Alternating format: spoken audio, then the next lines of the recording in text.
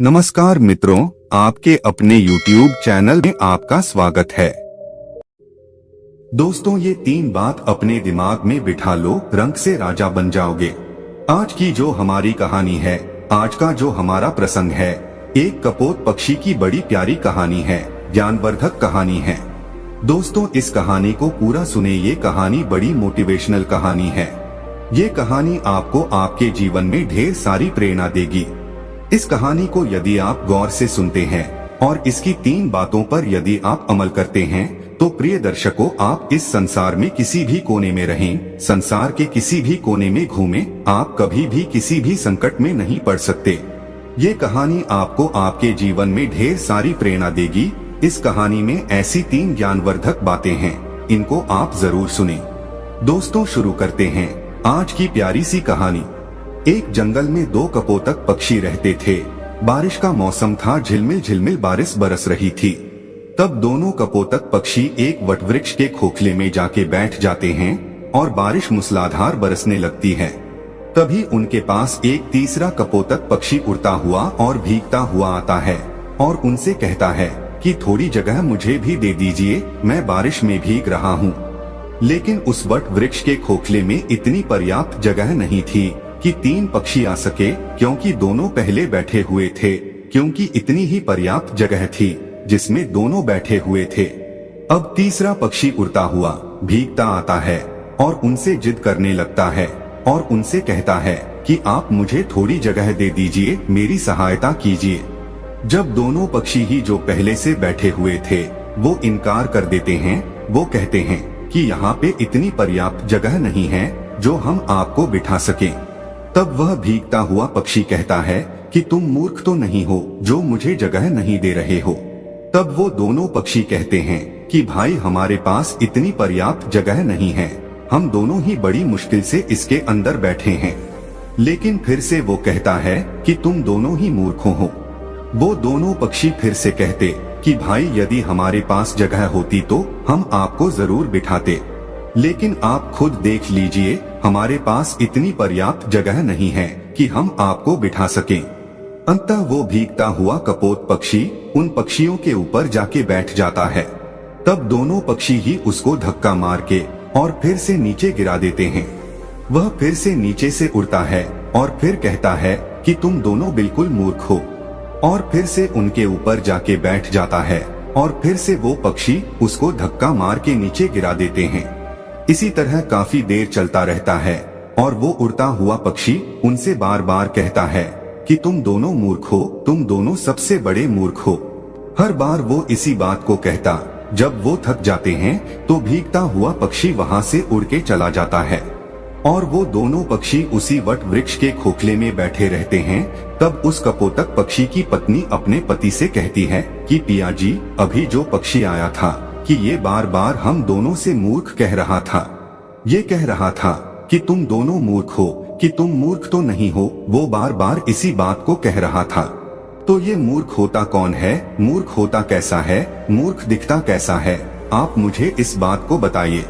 तो दोस्तों, तभी कपोतक पक्षी अपनी पत्नी को एक कहानी सुनाता है और वो कहता है कि प्रिय, इस कहानी को यदि आप ध्यान से सुनोगी तो आपको ये पता चलेगा कि मूर्ख कौन होता है। तब वो अपनी पत्नी को कहानी सुनाता है और उसकी पत्नी बड़ी गौर से और बड़े ध्यान से सुनती है। कपोतक पक्षी कहानी शुरू करता है और वो कहता है कि एक नगर में एक सेठ रहता था। उसी का एक पुत्र था। सेठ ने अपने पुत्र की शादी कर दी और शादी करने के बाद सेठ का लड़का शहर चला जाता है कमाने के लिए, और सेठ के लड़के की पत्नी घर पे रहती है। एक दिन सेठ के लड़के की पत्नी पनघट पर स्नान करने के लिए जाती है और वहाँ पे स्नान करने लग जाती है।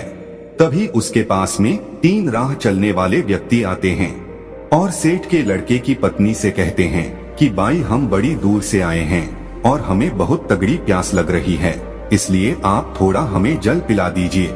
उस वक्त सेठ के लड़के की पत्नी के बदन पर इतने कपड़े नहीं थे, क्योंकि वो इस समय स्नान कर रही थी।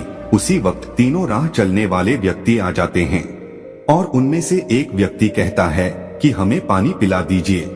इस बात को कपोतक अपनी पत्नी से कह रहा है और कपोतक की पत्नी बड़ी गौर से और बड़े ध्यान से सुन रही है। कपोतक आगे कहता है कि सेठ की पत्नी उन लोगों से कहती है कि भाई तुम कौन हो। तब उनमें से एक राह चलने वाला व्यक्ति कहता है कि हम यात्री हैं और हमें बहुत प्यास लग रही है, हमें थोड़ा पानी पिला दीजिए। उस व्यक्ति की इतनी बात सुनने के बाद वो सेठ के लड़के की पत्नी कहती है कि यात्री तो सिर्फ 2 होते हैं, तुम कौन से यात्री हो। अब वो व्यक्ति बड़ी सोच में पड़ जाता है। वह सोचने लगता है कि हमें खुद को ही पता नहीं है कि हम कौन से यात्री हैं। वो यात्री उस सेठ के लड़के की पत्नी को कोई जवाब नहीं दे पाता है। तभी दूसरा व्यक्ति बोलता है और वो कहता है कि मुझे बहुत तगड़ी प्यास लग रही है और प्यास के मारे मेरे हलक सूखे जा रहे हैं, इसलिए आप मुझे पानी पिला दीजिए। वह सेठ के लड़के की पत्नी कहती है कि भाई तुम कौन हो। तब वो व्यक्ति जवाब देता है और वो कहता है कि मैं अनपढ़ गवार हूँ, आप मुझे पानी पिला दीजिए। तब उस सेठ के लड़के की पत्नी कहती है कि अनपढ़ गवार तो सिर्फ 2 होते हैं, तुम कौन से अनपढ़ गवार हो ये बताओ, तब मैं तुम्हें पानी पिलाऊंगी। लेकिन वो भी कोई जवाब नहीं दे पाता है। वो भी सोचने लगता है कि मुझे खुद को ये पता नहीं है कि मैं कौन सा अनपढ़ गवार हूँ। वो कोई जवाब नहीं दे पाता है।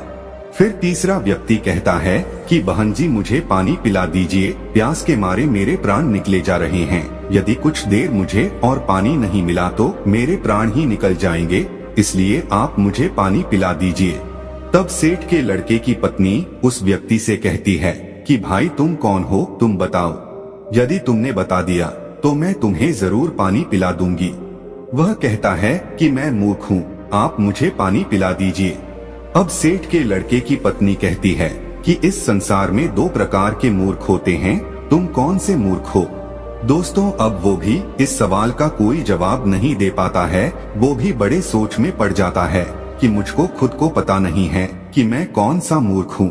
उसको कुछ सूझता नहीं है, कुछ आता नहीं है, कुछ जाता नहीं है। वह कोई जवाब नहीं दे पाता है। इस कहानी को कपोतक अपनी पत्नी से कह रहा है और उसकी पत्नी बड़े ध्यान से और गौर से सुन रही है। आगे कपोतक पक्षी कहता है कि वो तीनों व्यक्ति पियासे ही पनघट से जाने लगते हैं। जब वो वहाँ से रवाना होते हैं तो सेठ के लड़के की पत्नी उनसे कहती है कि भाई आप मेरे घर चलिए, गांव से कुछ ही दूरी पर इसी रास्ते पे मेरा घर है, वहाँ मैं आपको जरूर पानी पिला दूंगी। तो दोस्तों वो तीनों यात्री उस सेठ के लड़के के घर आ जाते हैं और सेठ के लड़के की पत्नी स्नान करके और कपड़े पहनकर अपने घर आ जाती है। जैसे ही वो तीनों व्यक्ति उस सेठ के घर पहुंचते हैं और साथ में सेठ के लड़के की पत्नी भी घर पहुंचती है, तभी उसके ससुर की नजर अपनी बहू पे पड़ जाती है। तब उसका ससुर सोचने लगता है कि मेरी बहू किन मर्दों के साथ घूम रही है, इसका पति विदेश गया हुआ है, इसका पति बाहर गया हुआ है कमाने के लिए और ये पराये मर्दों के साथ घूम रही है। इसी बात को वो सोचने लगता है। उधर सेठ के लड़के की पत्नी उन राहगीरों को अपने घर ले जाकर उनको पानी पिलाती है और तीनों को पानी पिलाकर भेज देती है और उनसे कहती है कि भाई मैंने पनघट में पानी इसीलिए नहीं पिलाया क्योंकि मैं स्नान कर रही थी और मेरे बदन पर इतने पर्याप्त कपड़े नहीं थे जो मैं तुम लोगों के समक्ष खड़ी हो सकूं। इसलिए मैंने तुम लोगों से इतने कठिन सवाल पूछे हैं। मेरा ऐसा कोई मतलब नहीं था कि मैं तुम लोगों को पानी न पिलाऊं, इसीलिए मैं तुम लोगों को अपने घर पे लेके आई हूँ और यहाँ पर तुमको पानी पिला के भेज रही हूँ। अब आप बड़े प्यार से पानी पीजिए और अपनी राह चल दीजिए। तीनों राहगीर पानी पी के वहाँ से चले जाते हैं। तो दोस्तों उधर सेठ के लड़के की पत्नी का ससुर सोचने लगता है कि मेरी बहू बदचलन है, मेरा लड़का बाहर काम करता है और ये पराये मर्दों के साथ घूमती है, पराये मर्दों को अपने घर पे लेके आती है, मेरे घर पे लेके आती है। यही सोचकर वो दुखी होता है। अब सोचने लगता है कि यदि किसी व्यक्ति में बीमारी आ जाए तो उसका उपचार जरूरी होता है, यदि उसका उपचार नहीं किया जाए तो बीमारी उसके रोम रोम में रम जाती है और बाद में बड़ा मुश्किल होता है। इसी बात को सोचकर वो सोचने लगता है, ठीक है अब मेरी बहू का क्या इलाज किया जाए। ये भी बदचलन हो गई, बदमाश हो गई है, पराये मर्दों के संग घूमती है, इसका पति बाहर रहता है इसलिए ये बिगड़ चुकी है। अब इसका इलाज किया जाए तो क्या किया जाए। अब सोचने लगता है कि क्यों ना मैं इसका फैसला राजा से करवा। तो दोस्तों इसी बात को सोचकर उस महिला का ससुर राजा के दरबार में पहुंच जाता है और राजा को ये सारी घटना सुना देता है। तभी राजा अपने सैनिकों को आदेश देता है कि जाओ, सेठ के लड़के की बहू को तुरंत दरबार में हाजिर किया जाए। दोस्तों इस बात को कपोतक पक्षी अपनी पत्नी से कह रहा है और उनकी पत्नी बड़े ध्यान से और बड़ी गौर से सुन रही है। तभी राजा के सैनिक सेठ के लड़के की पत्नी के पास जाते हैं और उनसे कहते हैं कि तुम्हें महाराज ने दरबार में हाजिर होने का हुक्म दिया है और तुम दरबार में चलो। तभी सेठ के लड़के की पत्नी कहती है कि भाई, आप सबसे पहले अपने राजा से ये पूछकर आइए कि उन्होंने मुझे किस रूप में बुलाया है, बेटी के रूप में बुलाया है या बहू के रूप में बुलाया है या माँ के रूप में बुलाया है, किस रूप में उसने मुझे दरबार में बुलाया है। तभी सैनिक वापस राजा के पास में जाते हैं और राजा से कहते हैं कि महाराज, सेठ के लड़के की पत्नी ने ये कहकर वापस भेजा है कि आपने उसे किस रूप में बुलाया है, बेटी के रूप में बुलाया है या बहू के रूप में बुलाया है या फिर माँ के रूप में बुलाया है। तभी राजा बड़ा सोच में पड़ जाता है कि अब मैं बुलाऊं तो किस रूप में बुलाऊं। राजा अपने मंत्रियों से सलाह लेता है तो मंत्री उसको सलाह देते हैं कि महाराज, सेठ हमारे नगर का सेठ है और इसकी बेटी की बहू हमारी भी बहू लगती है, इसलिए आप उसको दरबार में बहू के रूप में बुलाइए। तभी राजा अपने सैनिकों को आदेश देता है और कहता है कि पालकी लेकर जाओ और बहू के रूप में उसको लेके आओ। तभी राजा के सैनिक फिर से पालकी लेकर सेठ के लड़के के घर पहुंचते हैं और सेठ के लड़के की पत्नी से कहते हैं कि महाराज ने तुम्हें बहू के रूप में बुलाया है। तो दोस्तों इस बात को कपोतक पक्षी अपनी पत्नी से कह रहा है और उसकी पत्नी बड़ी गौर से सुन रही है। सैनिकों की इतनी बात सुनने के बाद सेठ के लड़के की पत्नी तुरंत पालकी में बैठ जाती है और सैनिक पालकी उठाकर राजा के दरबार में ले जाते हैं। सेठ के लड़के की पत्नी राजा के दरबार में हाजिर हो जाती है। तब राजा उससे सवाल करता है, क्या तुम चरित्रहीन हो? तुम्हारा पति विदेश कमाता है और तुम पराये मर्दों के संग घूमती हो। ऐसा हमारे राज्य में नहीं हो सकता। यदि आप ऐसा काम करोगी तो हमारे राज्य को छोड़कर जाना पड़ेगा या फिर तुम्हें सजा दी जाएगी। राजा इतनी बात कहता है तब सेठ के लड़के की पत्नी राजा को जवाब देती और कहती है कि महाराज, मैं एक पतिव्रता स्त्री हूँ, मुझ पर कलंक लगाने से पहले आप थोड़ा सोच लीजिए। क्या किसी प्यासे को पानी पिलाना, किसी भूखे को भोजन खिलाना कोई अपराध है? यदि आपके राज्य में ऐसा संविधान है कि किसी भूखे को भोजन खिलाना या प्यासे को पानी पिलाना अपराध है, तो हाँ, मैंने अपराध किया है और ये अपराध मैं बार बार करूंगी। इतनी बात सुनने के बाद राजा बड़ा चिंतित होता है और राजा कहता है, क्या मुझे पूरी बात विस्तार से बताइए कि बात क्या है।